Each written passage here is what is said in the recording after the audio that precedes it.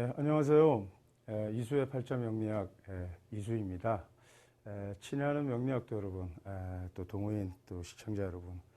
지난주에 이제 제가 그 물상의 뭐 기본 개념들 일단 말씀드렸죠. 그래서 이제 물상에 대한 어떤 정의와 또 물상 대체에 대한 개념 말씀드렸습니다. 그리고 또 이러한 그런 디테일한 실기들은 형충이화 편에서 제가 더 자세하게 다룬다고 말씀드린 바 있는 것 같고요. 또 물상에는 또 나들이의 개념이 있습니다. 그러니까 들어오고 나가고 또 나가고 들어오는 그런 개념이 있는데, 보통 이제 우리가 합충론에서 합하면은 들어오고 나가는 현상으로 보통 나타나기 쉽고, 뭐 충이라든지 이러한 경우에는 먼저 나가고 out and in이죠. 그래서 들어오는 그런 경우로 나타나기 쉽습니다. 어떠한 것이 들어온다라는 것은 득의 개념입니다. 일단 그죠? 그 다음에 또 나가는 것은 실의 개념이죠. 그래서 이제 득실 상황을 이제 보는 거죠. 예를 들어서 종래에 이런 이제 실기에 익숙하지 않으면 이런 득실 전반을 따지는 이제 이런 그 형충이합수법을 잘 모르면 말이죠. 그냥 좋다, 나쁘다 이렇게 그냥 우리가 운의 희기를 판별하는 걸로 그치고 마는데, 이거 좀 모자란 그런 단계예요. 그러니까 뭐 부호용신을 가지고 너는 목화운이니까 뭐 희신운 또는 뭐 기신운, 희신운에는 뭐 다 잘 되는 것처럼 이렇게 얘기하는데, 실제로 우리가 이제 세월의 이제 희기를 우리가 성패를 논할 때 부호 희신이 오게 되면은 일단 그 성으로 성업하는 것으로 보고, 또 기신운이 오면은 패하는 걸로 보는 거죠. 그래서 이제 패로 기결되는 걸로 보는데, 예를 들어서 인수가 그 부호용신일 때 인수운에 시험에 합격한다고 합시다. 여기에서도 문서를 취득해야 되기 때문에, 득해야 되기 때문에 그 인수가 팔자의 그 지장간에 있는 다른 암장된 관과 합생하고 사실은 들어와야 되는 겁니다. 그런데 우리가 그 성패와 득실은 좀 차원이 다른 겁니다. 이를테면 어떤 사람이 교통사고를 심하게 당해가지고 뭐 불구의 신세가 되었다고 합시다. 이러면 결코 우리가 그 성운을 논할 수가 없는 겁니다. 그런데 그 사고로 인해서 아주 그 막대한 보험금을 수령해가지고 말이죠. 그 아주 비난한 그 가세를 새로 일으킬 정도로 큰 보상금을 받았다 칩시다. 이렇게 되면 재물은 득한 거고요. 그 사람의 명주에서 성패로 볼 때는 패운이라고 일단 이렇게 우리가 봐야 되는 거죠. 팔자 그 고법에는 록명신 삼자를 우리가 채로 세워가지고 여러 가지 그 현상들을 얘기할 수 있었는데, 지금 자평명리에서는 이론 하나를 우리가 채로 세워가지고 보기 때문에 그런 수법들을 잘 모르는 것 같아요. 그래서 실제로 명예를 중시하는, 예를 들어서 인수를 상신으로 삼아서 격국을 쓰는 사람은 아무리 돈을 많이 벌어도 그 명예가 손상당하면은 결코 그것을 그 성운이라고 우리가 볼 수 없는 겁니다. 그런데 명예를 다 잃고요, 대신 재산을 지켰다.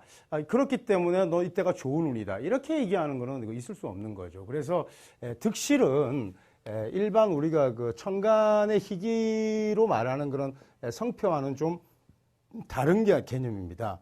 그래서 패해도 득할 수 있고요, 또 실하지만 성할 수도 있는 겁니다. 그러니까 이러한 사항들을 일단은 우리가 알아야 되겠어요.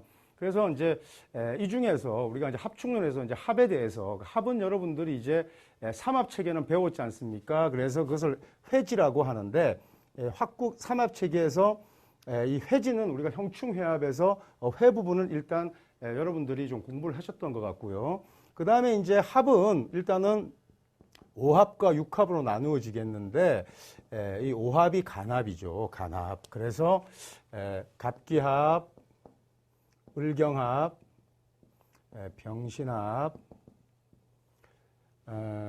정임합, 무기합, 이렇게 5가지가 있어요. 자, 이 합이라는 것은 제가 이름 일량이 같은 권역에서 만나서 하도에서 추상되었다고 했죠. 그래서 하도의 1과 6이 같은 권역에 있으니까 같은 권역에 있는 음과 양이 만나서 합을 이루는 거죠. 이것을 부부지합이라고 해서 갑은 남편이고 기토는 아내이기 때문에 재성이니까 갑의 입장에서 이렇게 오행론적으로 접근해가지고 합을 설명하는 분들이 계신데 있을 수 없는 얘기입니다. 그냥 합은 음양에서 유추된 거라고요. 그래서 이름과 일양이 같은 권역에서 만나게 되면 반드시 두 사람이 짝을 지어서 무언가를 만들어낸다라고 제가 말씀드렸어요. 뭐 예를 들면 묘충이라는 게 있고요. 좌우충이 있습니다. 이제 충에 가면은. 그 다음에 인신충이 있습니다. 여기 인신충 보면은 말이죠. 지장간이 전부 다 양간으로 이루어져 있습니다. 여기에는 생의가 별로 없어요. 양과 음이 만나지 않으니까. 그런데 이 묘충이나 좌우충에는요, 자중임수와 오중정화가 이렇게 합생하고요. 묘중을목과 유중경금이 이렇게 합생하고 있어요. 그러니까 충이라는 것은 일단 분리되어서 떨어져 나가는 걸 의미하거든요. 그러니까 여기서는 일단 분리돼서 나가면 아웃이죠. 그죠? 근데 아웃됐다가 다시 이렇게 합생해서 뭔가 생기는 게 있어요. 그래서 아웃인 이런 구조로 들어온다라고 제가 했지 않습니까? 그 다음에 인신충도 말이죠.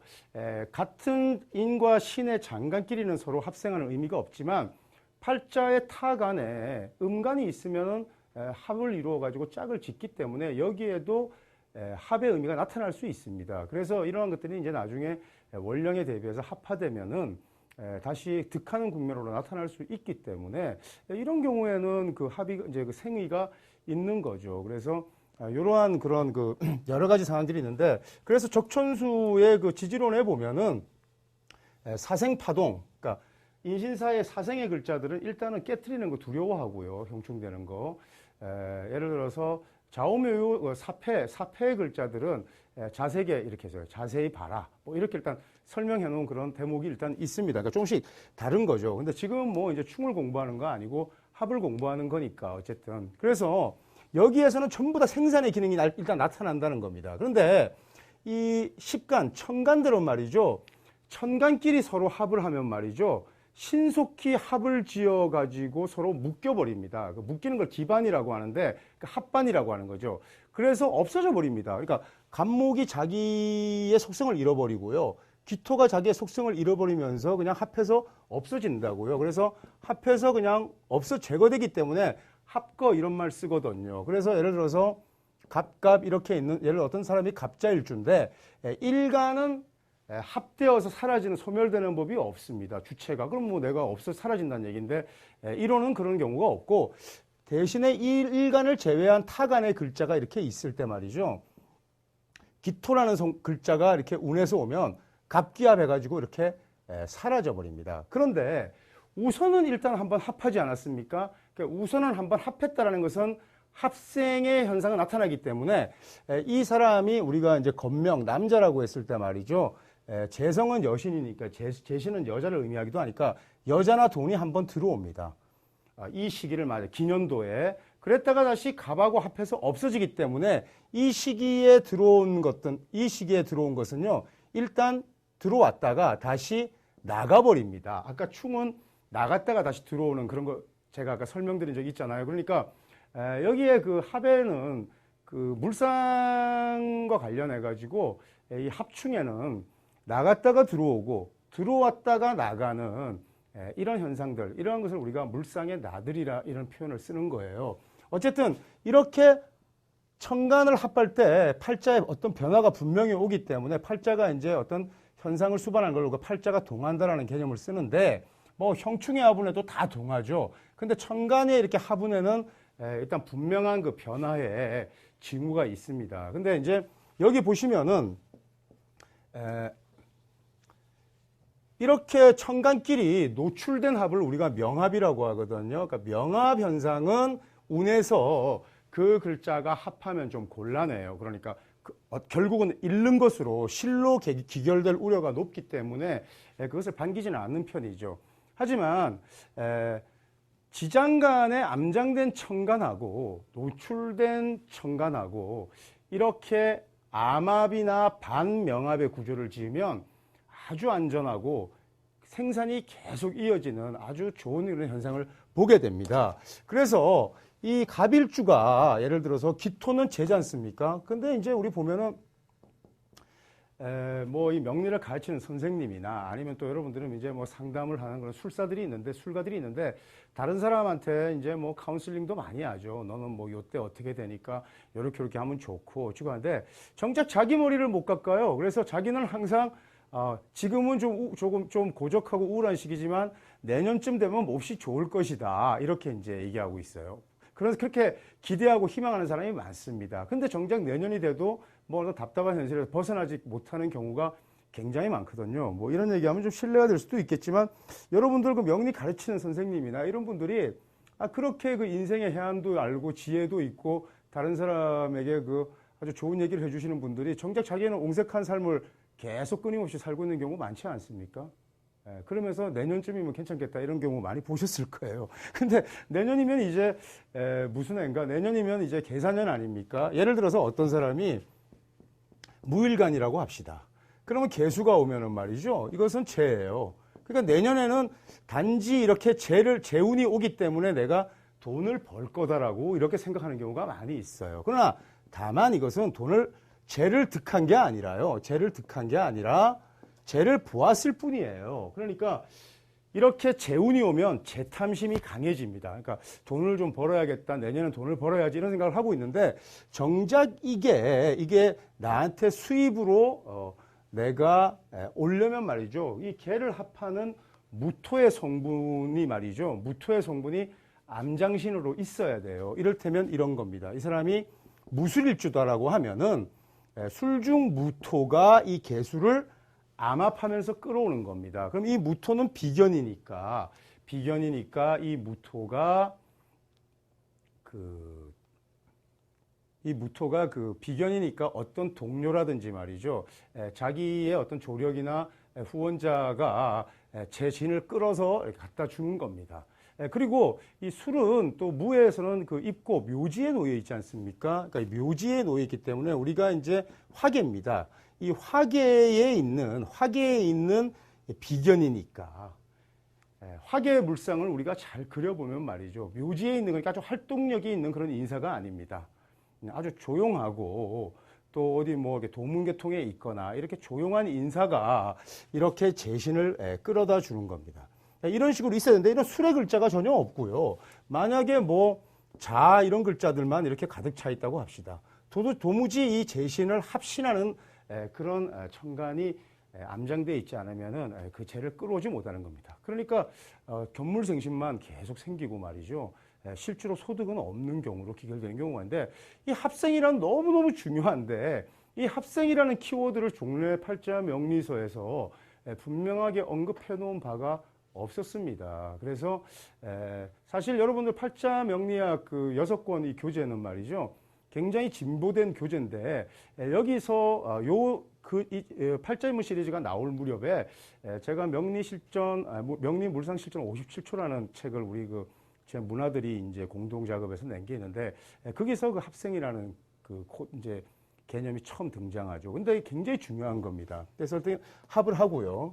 그래서 물상으로 보면은 갑기가 있는 사람은요, 땅도 있고 나무도 있으면은 보통 건축물상입니다.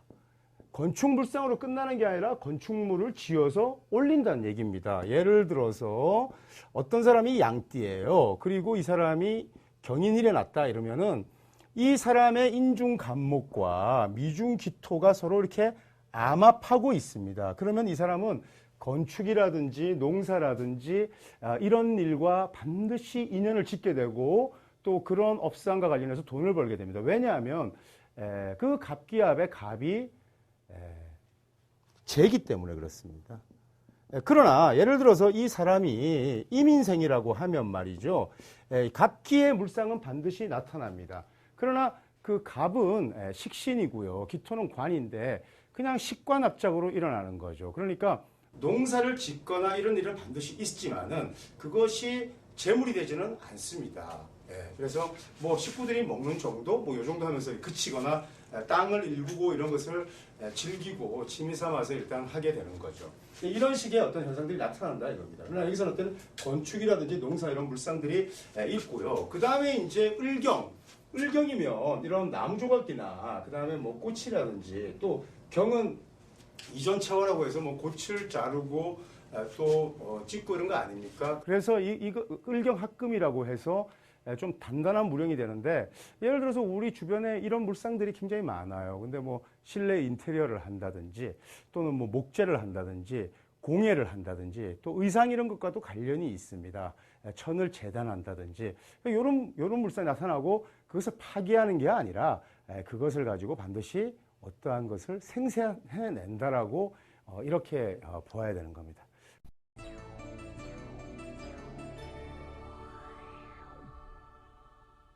그 다음에 이제 병신 같은 경우에는요, 뭐 불과 셉니다. 이거 뭐 보석 같은 거죠. 보석이 태양 그 양광에 이렇게 비치는 격인데, 그 금형 같은 겁니다. 금형. 그래서 뭐 용접이라든지 이런 물상들로 나타나죠. 그래서 용접하고 금형을 찍고 이래가지고 반드시 어떤 생산물을 만들어내는 것을 의미합니다. 정임은요, 밝음과 어두움의 교차 국면입니다. 그래서 뭐 방전이라든지요, 보통 전기물상입니다. 뭐 세차물상 이런 것까지 나타날 수 있죠. 물상을 나열하기 시작하면 한이 없습니다. 여러분들 일단 뭐 교재를 좀 참고하시고요. 또 여러분들 스스로 생활 속에서 더 사색해가지고 물상의 범주를 계속 늘려나가는 그런 연습을 하셔야 되고요. 또 무게가 있으면은 이것은 뭐 화산과 같은 물상인데 무토와 개수가 이렇게 합을 이루어 가지고 화기를 띠고 있지 않습니까? 그러니까 이러한 경우에는 뭐 화산 같은 겁니다. 온천 같은 그런 물상인데 예를 들어서 물을 붓고 물을 끓여서 요리를 만든다거나 분명히 뭔가를 만들어내는 겁니다. 그러니까 그러한 물상들입니다. 그런데 예를 들어서 내가 이런 물상이 있다고 합시다. 예를 들어서 난 무자일에 태어났다 이러면은 자중개수와 무토가 이렇게 암합합니다. 암합하면 야, 내가 요리를 하거나 식당을 내면 돈을 벌 수 있을까? 여기에 이런 물상이 잡히기 때문에 네가 이것을 하면 좋다가 아니라 그런 하게끔 되어 있는 겁니다. 하면은 반드시 돈이 되죠. 왜냐하면 이 무게합의 그런 물상도 나타나지만 그것이 자중개수가 이 사람에게는 재신, 재로서 나타나기 때문입니다. 그래서 도대체 내가 과연 재복이 있는가, 돈복이 있는지를 보려면요.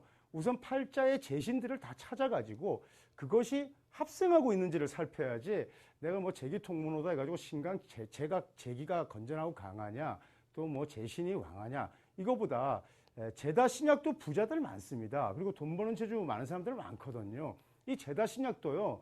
팔자에 아주 미약한 재가 장신 그러니까 암신이죠. 지장간의 그 글자와 계속 합생해가지고 재를 만들어내는 구조를 띠고 있기 때문에 그런 겁니다. 그래서 이렇게 간합의 물상에 대해서 일단은 여러분 일단 학습해 봤고요. 또 지난 시간에 제가 뭐 투합에서 어떤 병증이 나타난다고 제가 잠깐 설명드렸는데 그거 좀 이렇게 좀 더 그 다른 경우도 좀 설명을 해달라고 해서 제가 말씀을 드리겠는데요.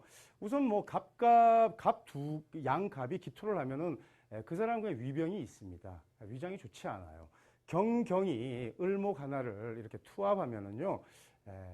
글쎄요. 여러 가지 현상이 나타나겠지만 공통적으로 일단 두통 나타납니다. 그래서 예를 들어서 을류일주가 을류시에 태어났다 이러면은 물론 칠살이 치고 있으니까 자식들도 좀 속색일 거예요. 하지만 그 전에 이 을목이라는 것이 요 양경금이 말이죠. 이렇게 을목 하나를 투합하는 구조라고요. 이렇게 되면은 이 사람은 두통을 달고 삽니다. 그래서 뭐 진통제 이런 거 상시 복용하죠. 그 다음에 병이 신 하나를 예를 들어서 투합할 때는 반드시 폐질환을 앓게 됩니다. 문제 있습니다. 그 다음에 임이 정을 이렇게 투합하는 구조에서는 아까 밝음과 어두운 물상이라고 그랬지 않습니까? 밝고 어둡고가 서로 교차되는 건데 밝고 어두운 게 교차된다라는 건 말이죠.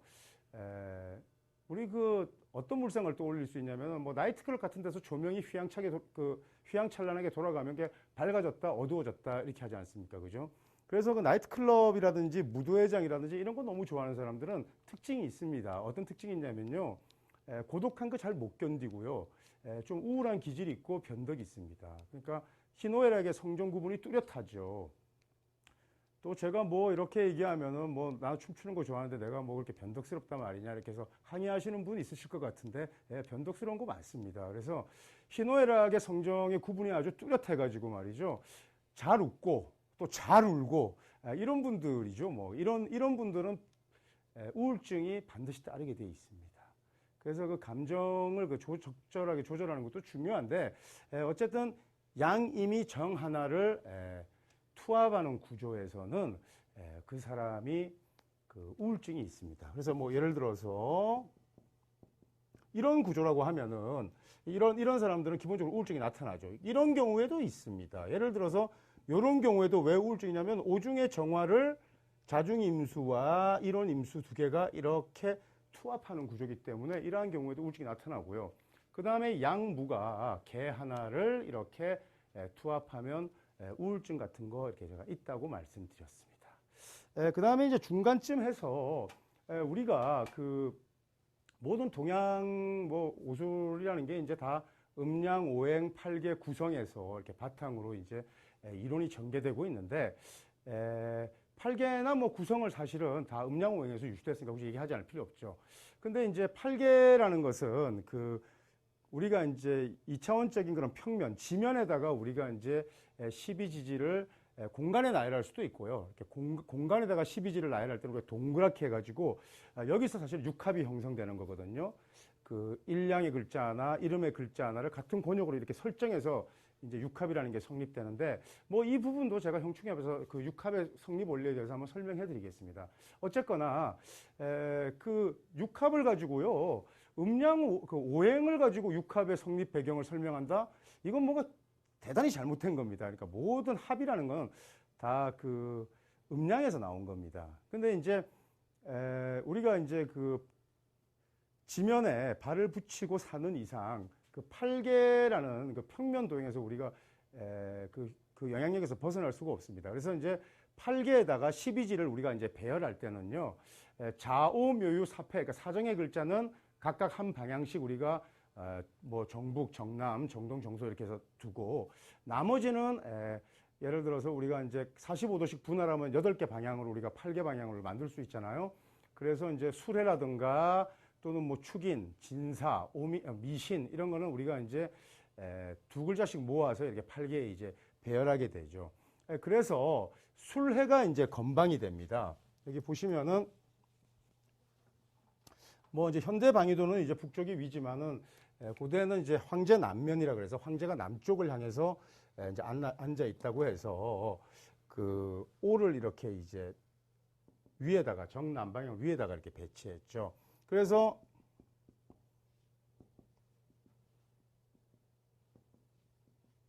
요게 이제 북쪽이 되고요. 여기가 이제 북서쪽이 이제 되는 겁니다.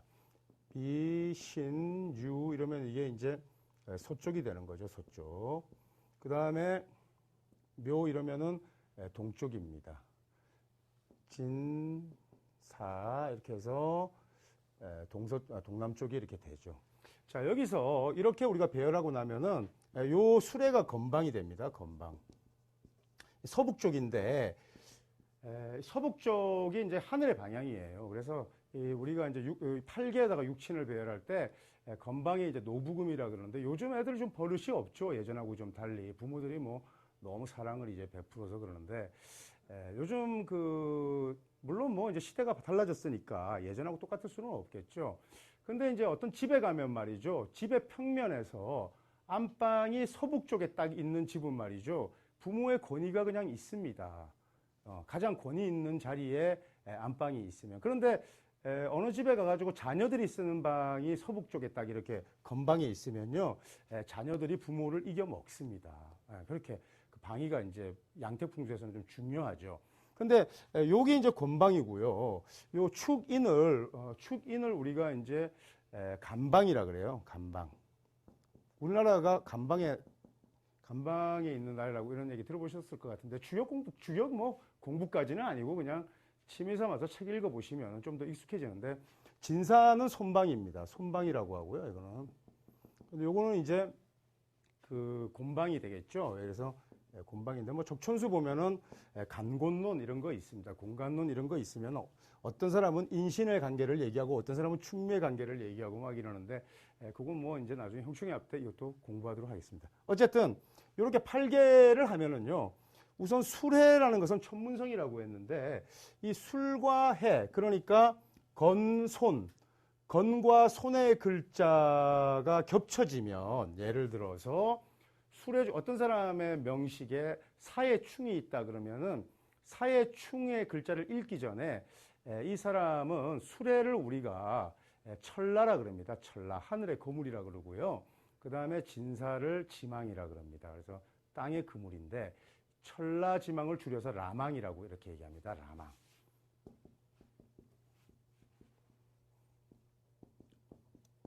라망이 있는데 그물이죠, 그물. 그래서 해라는 글자가 하나 있고 사라는 글자가 하나 있거나 또 수레가 있고 진이 있거나 또 수라나가 있고 진사가 있거나 진이 있고 해가 있거나 이런 식으로 철라와 지망의 글자 각 두 글자가 한 글자씩 섞이게 되면 말이죠. 라망, 그물, 갇힌다는 의미가 있습니다. 감금되는 거죠.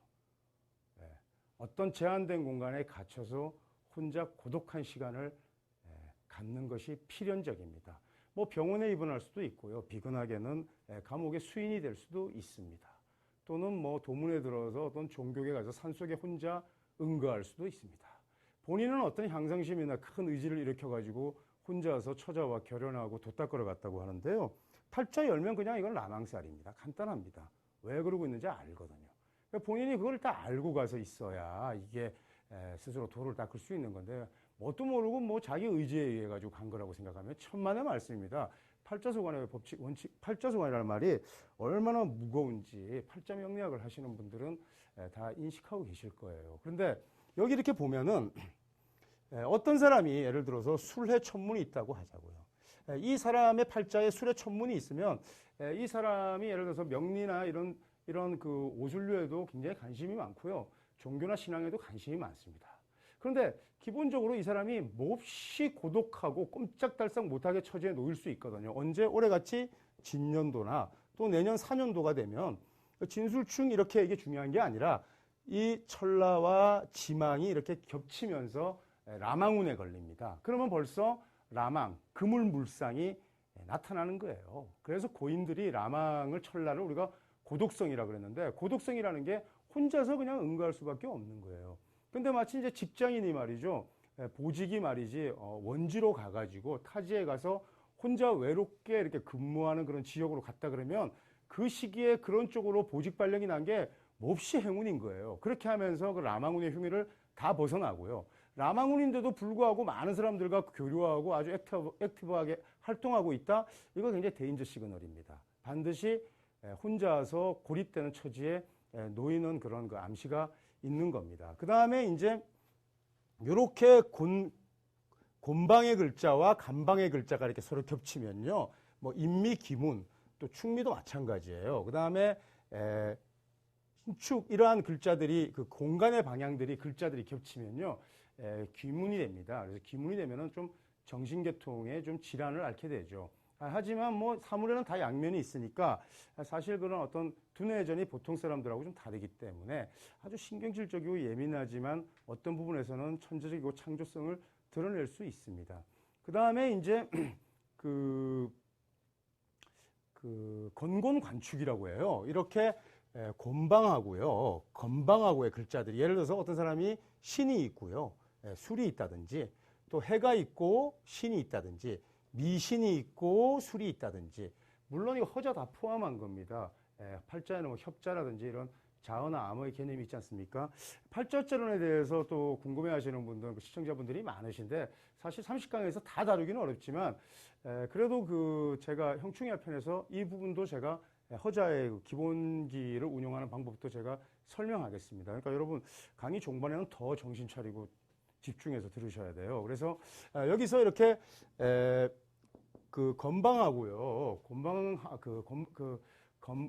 건방하고 그 글자들이 서로 조합되면 건곤간축이라 그래가지고 그 달통 명달한다 그래요. 그래서 이 사람의 이름이 널리 납니다. 그래서 뭐 어떤 큰 재주가 있어도 이름이 전혀 나지 않고 또 인정받지 못하는 회재부로의 명도 있는 반면에 조그만 재주를 가지고도 몹시 사람들에게 널리 회자되는 그런 사람 있잖아요. 그죠? 근데 이 많은 사람들에게 유명세를 타고 이름이 널리 알려지는 것도 이런 글자들이 조합되어 있기 때문에 그렇습니다. 그래서 공곤간축이라고 이렇게 이제 되어 있습니다.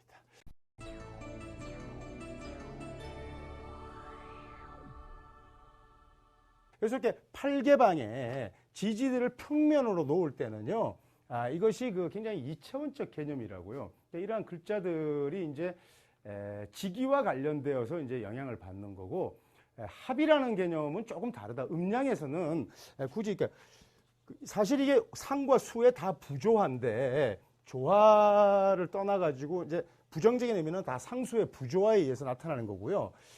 우리 이제 육합 오늘 이제 학습하면서 제가 이제 이번 시간 마감할 건데요.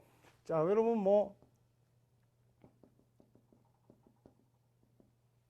요렇게 하지 말고, 뭐 자축합, 인해합 이런 거 명리 조금 관심 가지고 공부하시는 분 다 아시죠? 근데 한번 요렇게 우리가 글자를 한번 적어보자고.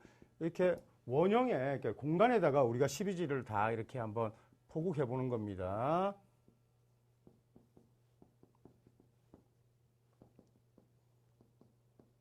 자, 이렇게 됐을 때 자는 음의 글자입니까? 양의 글자입니까? 자는 양의 글자로 일단 시작합니다. 그 다음에 축은 음이죠. 그 다음에 이는 양입니다. 묘는 음의 글자죠. 또 양, 제가 이거 다 써야 될까요, 여러분? 그 다음에 자는 오는 양이죠. 요거는 음입니다. 요거 양, 이렇게 되겠죠. 자, 이렇게 일양과 일념을 제가 한 권역에 넣으면 합이 성립된다고 했어요. 그래서 요렇게 권역을 설정해 준 겁니다. 이렇게 권역을 설정하니까 양, 이런 식으로 하나의 양의 글자와 하나의 음의 글자가 같은 권역에 들어가지 않습니까? 그죠? 예를 들어서 뭐 아무리 내 이상형이 결혼하고 싶은 여자가 있다고 해도 그 여자가 저 멀리 오지 뭐 아프리카 이런 데 살면은 사진만 보고 그냥 만족해야지. 물론 뭐 거기까지 비행기 타고 가는 사람도 있겠지만은 그쪽에 가서 같은 권역에서 생활해야만 서로 결혼하고 자식도 생산하고 할 수 있는 건데 떨어져 있으면 일단 인연이 되기가 어려운 거예요. 그래서 같은 권역에 이렇게 우리가 권역을 설정하면서 합이 성립된 겁니다. 그러니까 이렇게 합이 성립되면은 제가 어떤 생산의 기능이 제가 있다고 했는데 이 육합은요, 삼합하고 조금 다릅니다. 이 육합은 어떤 현상이 있냐면은 지지는 말이죠. 천간은 우리가 이제 상입니다. 기와 상의 세계인데 신속히 합하지만은 지지는 일단 기물, 질의 세계라고요. 그러니까 완전히 자기 자신을 다 잃고 합하지는 않습니다. 그러니까 영혼의 결합 같은 거는 아닙니다. 그런데 이제 합을 우리가 설명할 때 여러 가지 이제 예를 들어서 자축합은요. 예를 들어서 뭐 아주 습지에 고인 그런 물로 이렇게 우리가 물상을 그려놓을 수 있겠죠. 아까 뭐 제가 그 지난 시간에 이제 물상을 가지고 냄새까지 맡는다고 팔자에서 얘기했는데 이렇게 자축합 이런 물상이 있으면 벌써 습지에 이렇게 고인 물의 형상이라고요. 이러한 것들이 있기 때문에 물이 고여서 신선하지 않고 시궁창 냄새가 난다. 이렇게 읽어내는 거죠. 그래서 물상에 몹시 그 통달하고 또 학문적인 원칙이 받쳐주면은 고도의 그 직관이 이제 그 쌓이게 됩니다. 이렇게 역파에서 이거 마치 귀신 노름 같이 굉장한 그런 그 직관을 통해서 현상을 찍어낼 수 있거든요. 근데 이제 그게 학문이 바탕되지 않은 그런 뭐 감이라든지 말이죠. 이러한 것은 그런 세계를 우리가 논할 수 없는 겁니다. 그래서 예를 들어서 자축합이 있으면은 제가 이제 육합 같은 경우에는 줄라지컬 페이틀리즘이라고 그래가지고 36금수 이론을 제가 이제 주로 적용해서 설명하는데 이거 쥐입니다. 이거 소입니다. 쥐하고 소는요 원래 좀 친했어요. 그 분당의 율동공원에 가면은 쥐하고 소하고 서로 이렇게 팔짱 끼고 이렇게 사이좋게 앉아 있는 그런 동상이 있는데요. 이 쥐는 말이죠. 시궁창을 좋아합니다. 도시쥐하고 시골쥐하고 누가 더 편하고 행복하냐 그러면요.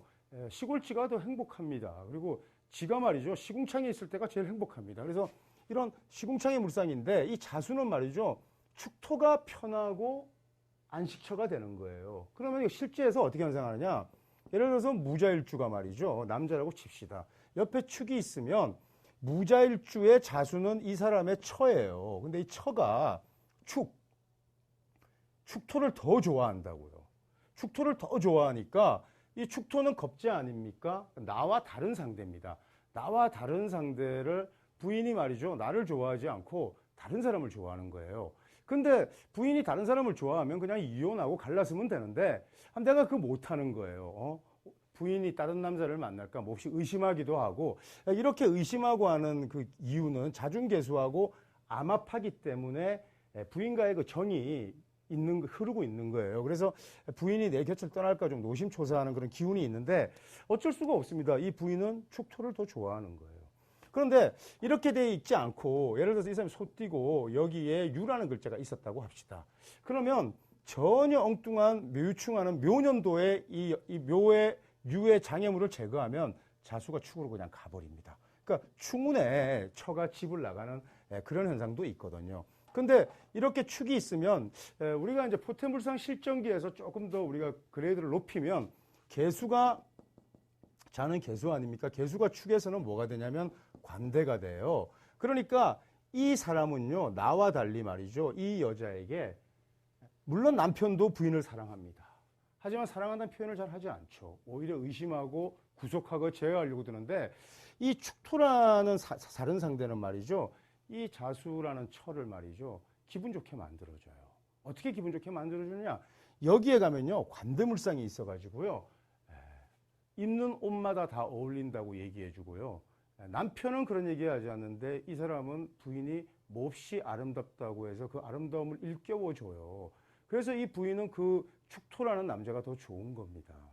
그래서 이 무토라는 이제 무일생이 도대체 이 내가 사랑하는 부인이 누구를 만나는가 해가지고 막상 찾아가 보니까요. 그래도 상대가 될 만한 상대하고 예를 들어 통정하거나 바람을 피워야 자존심이 덜 상하는데 시궁창 같은 놈을 만나고 있는 거예요.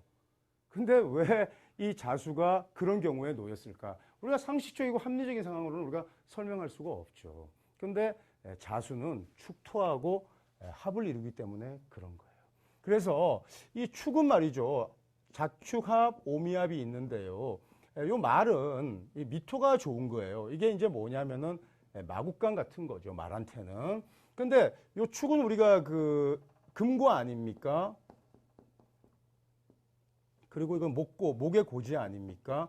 그런데 요것은 경신금은 다 축에 입고되고 가불목은 미가 열릴 때 다 입고되겠죠. 그런데 지지가 입고되는 경우가 있어요. 그래서 자수는 축술형이나 축미충으로 열릴 때 자수가 이쪽으로 입고돼 버려요.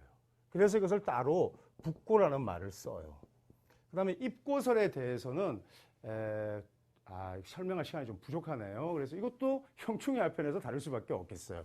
그 다음에 미는 남고라 그래요. 그래서 여기에는 목고뿐만 아니라 가불목의 목고뿐만 아니라 이렇게 오하의 글자도 술미형이라든지 진미파라든지 해서 미토의 글자가 깨지면 화의 글자가 입고되는 현상을 겪게 됩니다. 그래서 이렇게 합하는 게 항상 좋은 게 아니라는 거죠. 항상 좋은 게 아닙니다. 그 다음에 이제 묘술합이 있고요. 그러니까 진유합이 있습니다. 진술과 합하는 이 두 합은 말이죠. 합후질기라고 합니다. 먼저 합합니다. 먼저 합하지만 그 다음 종래는 서로 미워하고 원망하는 관계를 낳습니다. 원래 말이죠. 은인이 원수가 되고요. 원수가 은인이 되는 이치가 있어요. 음부경에도 그랬지만은 내가 믿고 신뢰하니까 돈도 빌려주는 거잖아요. 그죠? 그래서 내가 은혜를 베풀었는데 상대가 채무를 상환하지 않으면 몹시 괘씸하죠. 그래서 그러한 감정이 쌓여서 송사까지 가면은 은혜가 은인이 원수가 된 격입니다. 근데 이제 원수가 은인이 되기도 하죠. 사실 뭐 불가에서도 너를 모욕하고 너를 정말 너에게 상처를 주고 너를 정말 극도로 모독한 사람이 너의 선지식이다, 너의 선생이다 이런 말이 있지 않습니까? 또 뭐 성경에도 원수를 사랑하라 그러는데 나에게 정말 씻을 수 없는 모욕과 경멸을 준 사람이야말로 말이죠. 내가 변하게 하는 그런 동인이 되는 겁니다. 그래서 원수가 은인이 되는 이치가 있습니다. 그런데 여기에 처음에 합할 때는 좋았어요. 예를 들어서 개가 토끼를 보면 말이죠. 가만히 있지 않습니다. 너무 좋은 거예요. 그래서 토끼를 막 쫓습니다. 토끼는 막 도망가죠. 그래서 개가 토끼를 딱 잡으면요. 덜썩 잡아가지고 주인에게 사냥해서 갖다 바칩니다. 그래서 이제 토끼는 죽고요. 그 다음에 여러분 그 성어 있지 않습니까? 토사구팽. 토끼 사냥이 끝나면요. 개도 삶아 먹히는 거예요. 그러니까 처음에는 좋았어요. 달려갔는데 팔자에서 어떻게 우리가 응용하냐면 이렇게 응용하면 됩니다. 예를 들어서 경술일주가 있고요. 묘가 있다고 합시다. 그러면은 이 사람의 어머니가 말이죠. 내 처가 될 사람을 너무 좋아했어요. 결혼 전에는. 묘수랍이 들었으니까. 근데 결혼하고 나서는요. 그 며느리와 맞지 않는 거예요. 그래서 몹시 며느리를 원망하고 질투하고 며느리가 집에 와서 좋은 게 하나도 없다고 해서 악담까지 하는 거죠. 근데 정작 그러면 며느리를 쫓아내거나 부부가 이혼하면 되는데 이 합의라는 게 아주 스티키해요. 끈적끈적해가지고 떨어져 나가지도 않아요. 아주. 그래서 뭐 요즘 우리 이제 이혼율도 굉장히 높고 요즘 뭐 불륜 지수도 아주 높다고 우리나라가 그러대요. 근데 이혼하는 건 차라리 깔끔해요. 이혼하지 않으면서 서로 원수같이 헤어지도 못하고 살면은 굉장히 불행이거든요. 근데 이렇게 묘술 합하는 거죠. 그래서 하프질기하는 거예요. 처음에 좋았다가 진유합도 마찬가지입니다. 그 다음에 이제 남은 두 가지가 있는데 인해합이고 또 사신합이에요. 요것은 선합후파예요. 이게 뭐냐면은 뭐 사실은 형도 되죠. 형도 되고 파도 되고 합도 되고 이러니까 도대체 어떻게 해석을 해야 될지 잘 모르는 것 같은데 이것은 처음에는 먼저 합해요. 처음에는 먼저 합했다가 그 다음에 다시 깨지는 관계를 의미해요. 예를 들어서 유혈모기가 뱀이 들고양이 잡아먹어요. 뱀이. 근데 이 들고양이는 유혈목, 뱀을 보면 반갑다고 금방 잡아먹어요. 서로가 쌍방이 서로 상처를 주는 거죠. 근데 우리가 이제 포테를 적용해 보면 이 신금은 말이죠. 사에서 생을 얻어요. 근데 이 사화는 말이죠. 신금에서 병을 얻기 때문에 사실 사화가 좀 불리해요. 근데 이제 생이든지 병이든지 병은 사실 이제 신살로 가면은 역마물상 아닙니까? 그래서 사실은 굉장히 그 활동적이고 적극적인 그런 면이 있어요. 그래서 우리가 이제 형충파 이런 것은 기본적으로 아웃, 그러니까 좋지 않은 현상, 나가는 현상, 분리되는 현상을 겪다가 다시 들어오는 것도 있다고 했는데 그것은 합이라는 그 최종 코드에 의해 가지고 생산되는 게 있을 수도 있겠죠. 그러니까 항상 나쁘게 작용하는 건 아닙니다. 그래서 형이나 이러한 것들이 이제 충이나 이러한 것들이 좋은 현상을 나타낼 때는 기라는 단어를 붙여요. 그래서 형기 이런 말 써요. 이 부분도 형충이 앞에서 설명하겠지만 이러면 또는 충기 이런 말 씁니다. 그러면 이게 충이 아주 긍정적으로 작용했거나 형이 긍정적으로 작용했을 때 이런 말 쓰거든요. 그래서 이렇게 처음에는 서로 좋다가 나중에는 서로 깨뜨려지고 분리되는 현상이에요. 하프질기는 서로 떨어지지도 못하는데 이 경우에는 서로 조각날 공산이 있어요. 예를 들어서 어떤 여성의 명이 인홀에 난 병화일간이라고 합시다. 그러면 이는 이 여성의 모친이에요. 그리고 해수가 있다고 하면 이 사람의 남편이 해수죠. 그래서 결혼 전에 이 여성의 어머니는 신랑감을 몹시 좋게 보고 사위하고 잘 지냈어요. 결혼 전후. 그런데 이제 막상 결혼을 시키고 좀 살다가 보면은 이 사위와 이 장모의 관계가 좋지 않게 변질되다가 결국은 서로 반목하게 돼요. 그러니까 선합후파라는 겁니다. 그런 현상이. 그래서 이 육합은 좀 특별한 그런 의미가 있습니다. 그래서 이제 팔자조 실전에서 육합을 도대체 이제 어떻게 응용해야 되느냐. 어떤 사람은 뭐 합이 있으면 좋다 그러고 합이 들면 좋다 그러고 어떤 사람은 합이 많으면 뭐 음란하고 좋지 않다고 팔자의 격국이 낮아진다 그래서 탁기로 작용한다 이렇게 얘기하기도 하고 이렇게 해서 아주 그냥 추상적인 모호한 그런 설명으로 그치고 마는데 그렇지 않아요. 육합은 팔자술에서 아주 많은 재료로 쓰입니다. 아주 그 신묘한 추리를 하는데 육합은 어떤 특징이 있냐면요. 팔자에 이미 육합이 돼 있으면요. 그러한 성분들이 서로 묶여가지고 아까 우리 합반하듯이 서로 잘 작동하지 못해요. 근데 이걸 풀어줘야만 온전하게 작동한다고요. 그래서 간합하고 좀 달리요. 팔자에 인해합이 있다 이러면은 예를 들어서 이 사람이 아까 병화일간의 장생 공부를 잘해야 되는 거예요. 그죠? 근데 이렇게 묶여 있으니까 이 두뇌의 기능이 일단 잘 이렇게 원활하게 돌아가지 않고 있는데 만약에 해년이 오거나 이러면은 인해합을 서로 풀어가지고 인수의 기능이 다시 뚜렷하게 나타나는 거예요. 이럴 때 합격하고 문손도 있고 명예로운 운신하고 이러거든요. 그래서 육합은 육합이 해소하는, 육합은 육합이 푸는 기능이 있어요. 그래서 다음 시간에 말이죠. 뭐 공망 학습할 텐데 입고설 사실 육신물상에서 제가 강조해서 다룬 부분은 그 입고설을 제가 이렇게 그 챕터별로 구성해서 좀 강조해서 다루고 있는데 오늘 입고설까지는 제가 그 강의를 진행하지 못했습니다. 그래서 다음 시간에 제가 입고설 공부하고요. 그리고 이제 공망에 대한 기초적인 개념 말씀드리고 그 다음 시간부터는 제가 공망비약 본문 텍스트 강의 이어가도록 하겠습니다. 예, 시청자 여러분 시청해 주셔서 감사합니다. 예, 안녕히 계세요.